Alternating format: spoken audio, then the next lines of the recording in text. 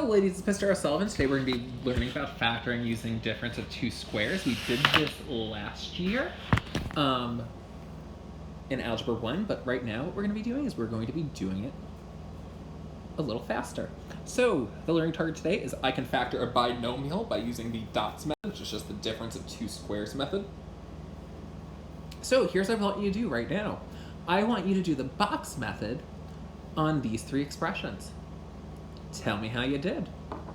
If you don't remember, we can do it on the first one together. So for our first example, we have x minus 5 times x plus 5. The first thing we always do is we draw our box. And we get x minus 5 up top. It doesn't matter where you put it. X plus 5 down below. We ask ourselves, what's x times x? X squared. Negative 5 times x is negative 5x. 5 times x is 5x. And 5 times negative 5 is negative 25. The reason why Miss Daniel and I like the box method is because you're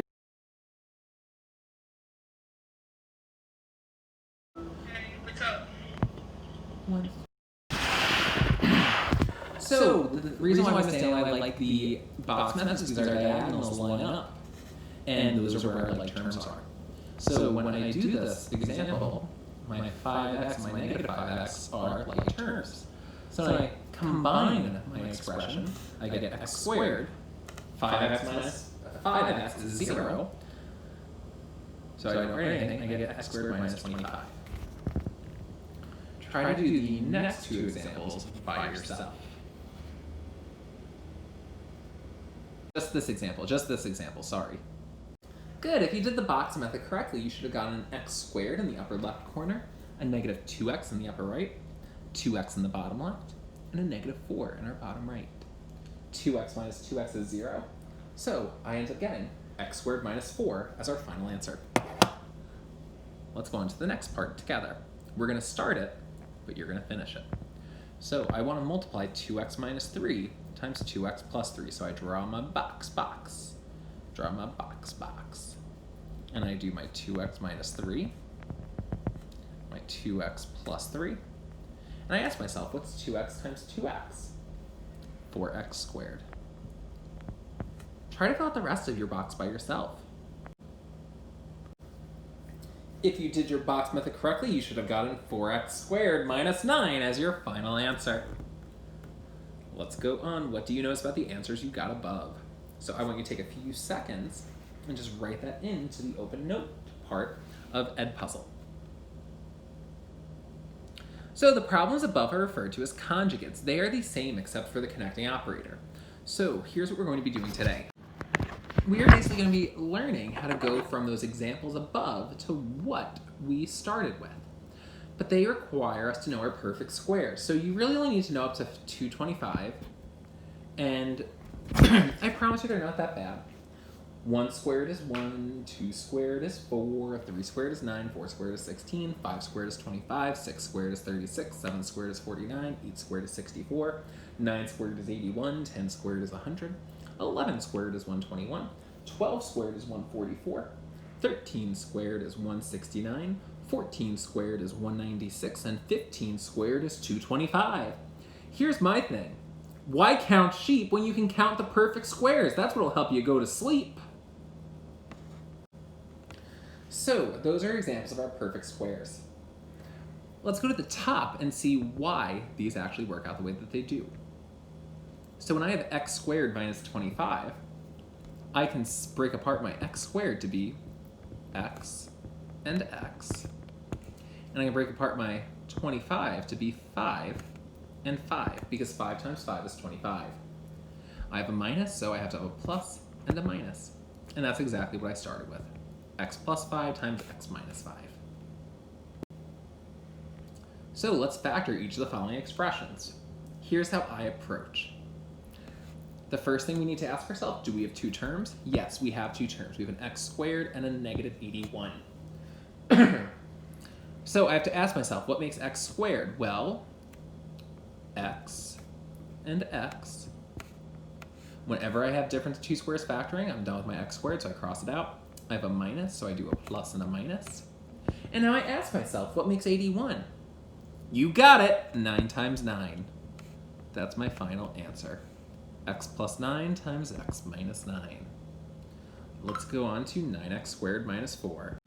So I have 9x squared minus 4. I still have two terms. That's why I can use the dots method, and there's a subtraction. Again, dots only works if everything's a perfect square. 9 is a perfect squared, x squared is a perfect square, and 4 is a perfect squared. Here's how I'm going to approach. I immediately draw two sets of parentheses. Try to make them big, that way you have some room. And I ask myself, what makes 9? 1 times 1 is 1, 2 times 2 is 4, 3 times 3 is 9, so I'm going to put a 3 in here. Crossing it out because I'm done with it. What makes x squared? You got it, it's an x. I now do my plus and my minus.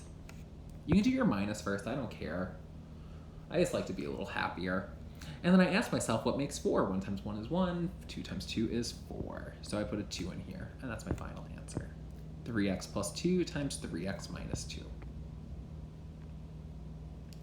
Again, it looks a little different because it's backwards, but it's the exact same type. I just ask myself, what makes 25 and what makes y squared?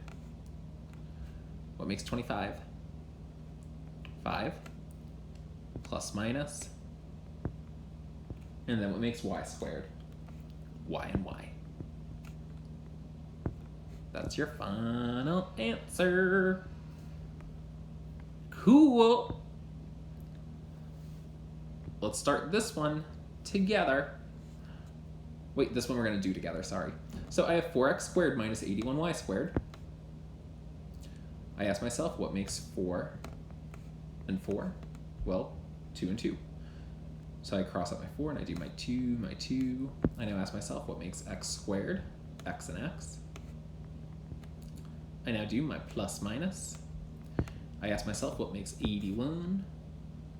5 times 5 is 25, 6 times 6 is 36, 7 times 7, 49, 8 times 8, 64. Oh my god, will I ever get there? 9 times 9 is 81.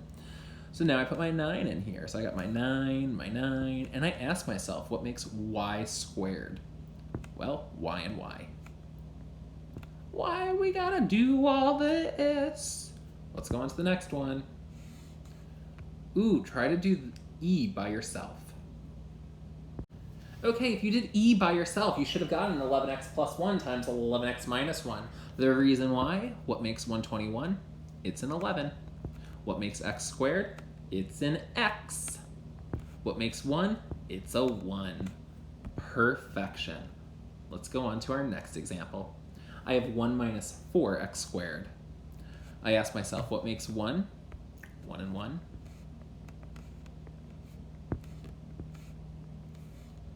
I have a minus, so I do a plus and a minus. I ask myself, what makes 4? 2 and 2. And then what makes x squared? X and x. That's your final answer. So ladies, here's what I want you to do now. I want you to make sure that you understand this lesson because this is a fun lesson with difference of two squares factoring. So here's what you gotta do now. Do your delta math. Today is Wednesday, tomorrow is Thursday. We are going to be going over tricky trinomial factoring, myself and Miss Daniel, using the slide divide bottoms up technique, and Friday's a makeup day. As always, if you have any questions, email myself or Miss Daniel. Have a great day, ladies.